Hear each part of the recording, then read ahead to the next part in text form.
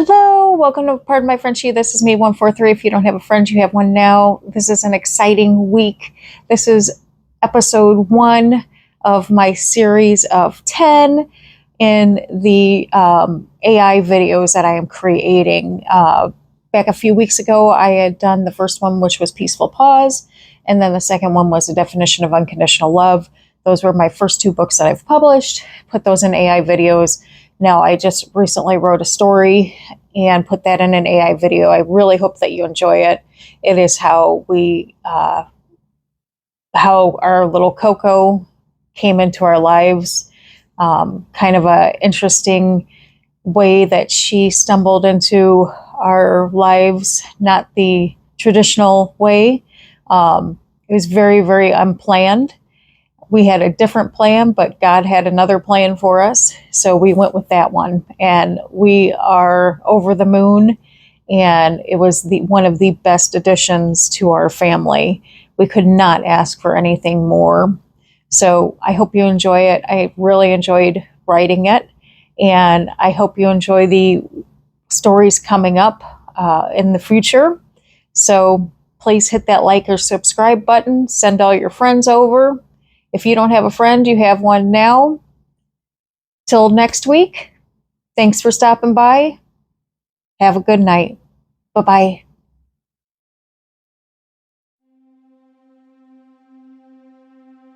How in the heck did I get here?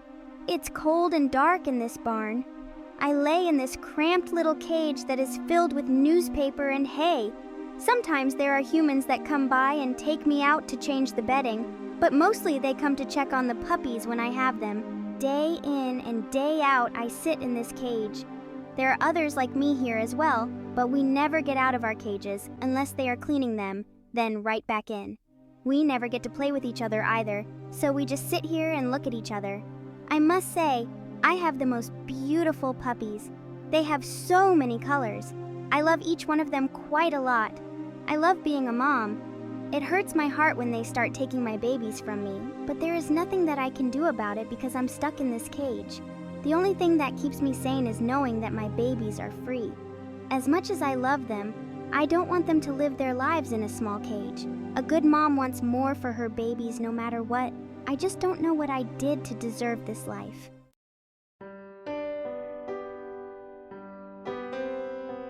How in the hell did I get here? What was I thinking? How could I be so stupid? So dumb? I thought I could see all the red flags. I am smart, but they were smarter. I had done my research. I had spent days, hours, time and money to find the perfect puppy, to find the perfect breeder. I had several phone calls, emails, video calls, sent the money, and then drove 2 hours, and still I was scammed.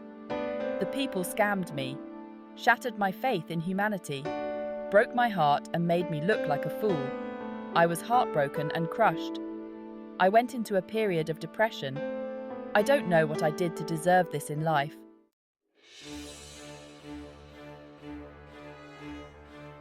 One evening, the barn door opened and many people rushed in. Lots of things going on around me. People picking up cages and putting them in vans. Are they going to take me? I am scared to death. I have no idea what is going on, and I am trapped in this cage. Suddenly, a large man grabs my cage and stacks me on top of 2 others in this van. I'm going to stay very still. I am petrified, not knowing where I am going. Then, after what seemed to be a very long time, the van stopped. They took us all out, loaded us into a building that was a lot warmer and cleaner, but I still had no clue where I was.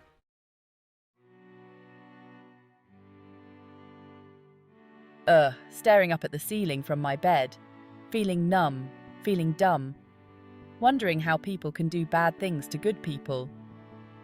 Laying in bed, knowing that this is the only place I can truly show my disappointment. But I was more than disappointed. I felt betrayed. I tried to look at every situation and find a silver lining no matter what. I take every situation and lead by example so that my kids can have a positive role model. Luckily, I was successful this time too. Academy Award successful. I must say, I painted on a smile, gave them a speech on how not everything always goes our way, and at least we got to spend the day together, and we went on with our day. Sure, they asked the "well, aren't you mad?" Mum questions, or "aren't you going to get revenge?" questions. To which I responded, no, some people are not worth it. And God takes care of his people who are hurt by others. Now don't get me wrong, I truly believe every single word of these speeches, but it doesn't change the fact that as I smile, delivering them to be a good role model, I'm secretly dying inside. The words are true, but it doesn't mean that you still aren't hurt by the actions. As the days pass, I wake up and stare at that ceiling, each day a little better than the last, still heartbroken and a lot more guarded.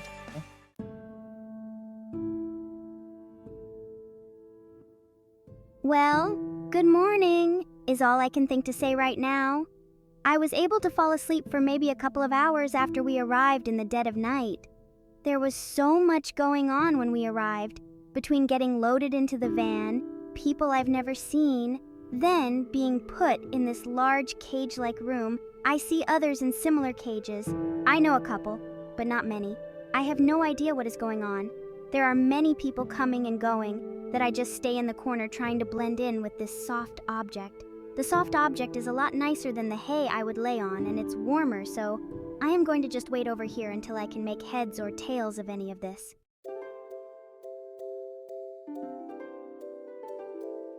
Up and at 'em is what my mind was thinking. But my body said no, keep surfing the internet on your phone. I had nowhere to be. What would an extra 15 minutes of useless internet scrolling hurt? As I lay in bed, scrolling away, ad after ad, post after post, there it was. Staring me in the face was a post for the local Humane Society. The post showed a picture of a 2-year-old French bulldog in need of a home. As I looked at the ad, 1,000 thoughts went through my mind. I'm sure she's already adopted. Then I looked and saw that she was just put up for adoption the night before. I looked at the time and noticed that the shelter opened in 2 hours. My mind struggled with what to do.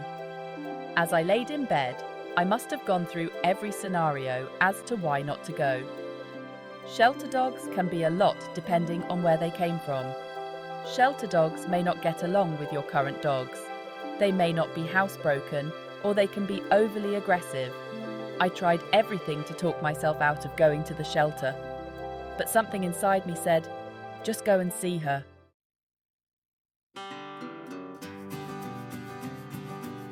As I laid in bed, people would come in and out of my kennel to give me food, take me to this person called a doctor, take me on walks, which was weird for me because I have never been on a walk. I have never been on that green stuff. It felt odd on my paws, but kind of nice. Someone came in yesterday and took my picture, which was a bit strange, but for the most part, everyone has been nice. There are lots of toys and lots of smiles. It's not horrible here, a lot better than where I was.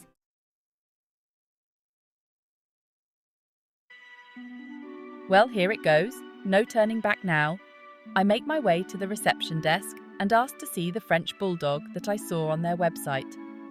The receptionist said, well, we have already had a lot of inquiries on her, so in order to even be able to see her, you will need to take a test to see if you are a perfect match for her. What in the hell is a perfect match? What in the hell does that even mean?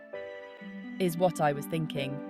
But I smiled and my mouth uttered, okay, let me complete the application and take this test. I felt like I was being screened for an international adoption. Okay, maybe not that bad, but some of the questions were rough. And don't get me wrong, I get why they asked them. I know the importance of getting good, serious adopters who are in it for the long haul. Till death do you part, in other words. So I complete this application, then sit awaiting my fate to find out if I am indeed the perfect match. It was a real nail-biter of a moment. And yes, I am being sarcastic. As I sat waiting, I was approached by another volunteer. He sat down and handed me a 2-page document. He said, I need you to read over these documents. They are very important so that you know what you will be getting into. Knew what I would be getting into. What in the hell does that mean? Is what I said in my head.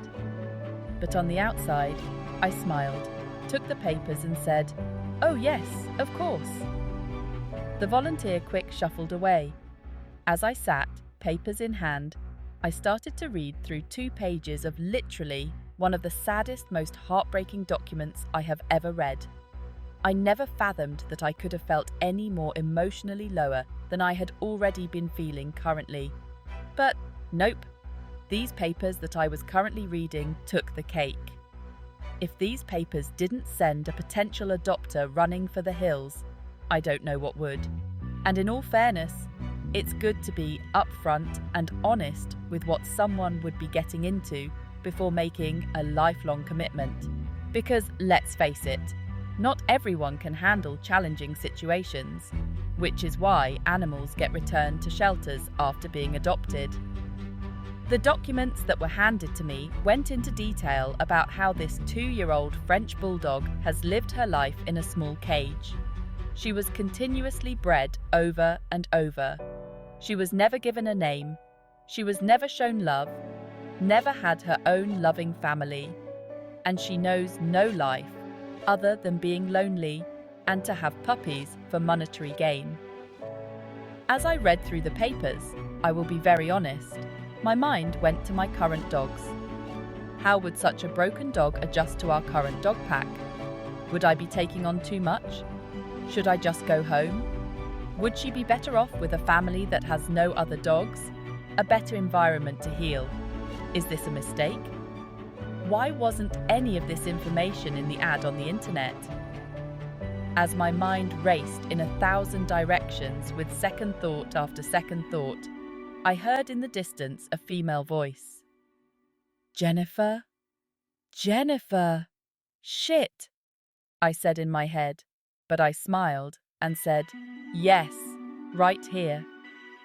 As I walked up to the desk, the volunteer said gleefully that indeed I was the perfect match and that I would be able to see the French bulldog, but I would not be allowed to hold her, just see her, unless I was going to adopt her, as they wanted to limit her exposure to people.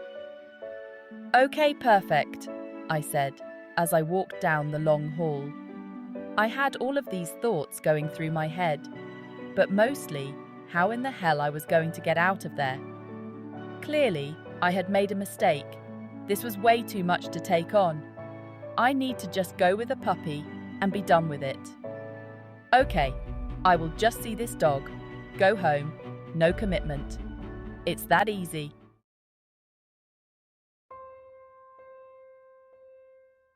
Oh man, not again, just when I finally fell asleep.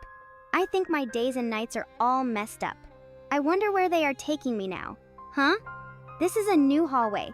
I've never seen this room before, nor have I ever seen this lady before. Okay, not sure what is going on here. They just left me in the room with this lady. I am on one side of the room and she is on the other side of the room, and I am not going to lie, she is kind of a mess. Not to be mean or anything. I mean, she was okay when I came in the room, but then she started to look so sad, then she had tears coming down her face. I feel bad sitting over on this side of the room, so I am going to move over by her. Clearly this lady needs me, so I am going to go and sit by her to see if that makes her feel better. There is something about her that I like, but one thing I do know is that she needs me, and I want to take care of her.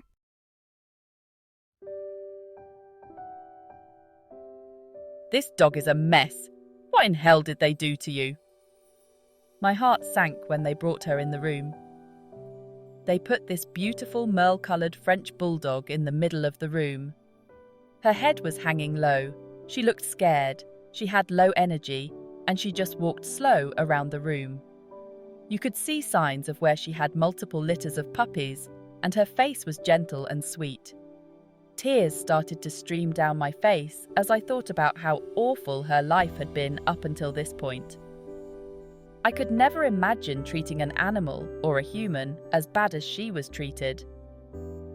Pure evil is all I thought. How could she ever trust another human again? As I looked at this sweet creature, I started getting upset, and all I could think was, from this day forward, you are not going to have an awful life. From this day forward, you are going to have a home, a family, toys, but most of all, you are going to have a name. We sat in that room for quite a while. She curled up at my feet as I stroked her fur. The room was quiet and peaceful. That was the moment that we needed each other.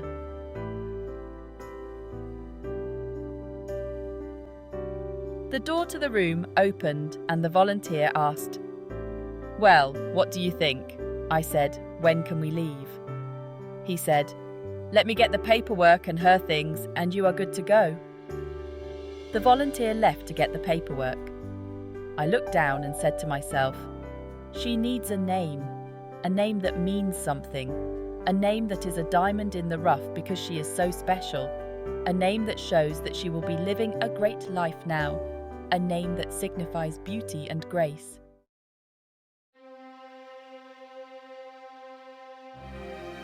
Well, have you picked a name? Yes, I have. I am going to give her the name Coco Chanel. She is going to have the best life and the best comeback story.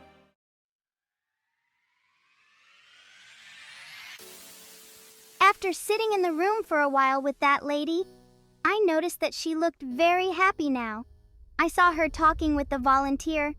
Then she bent over and put the most beautiful purple collar with diamonds on me.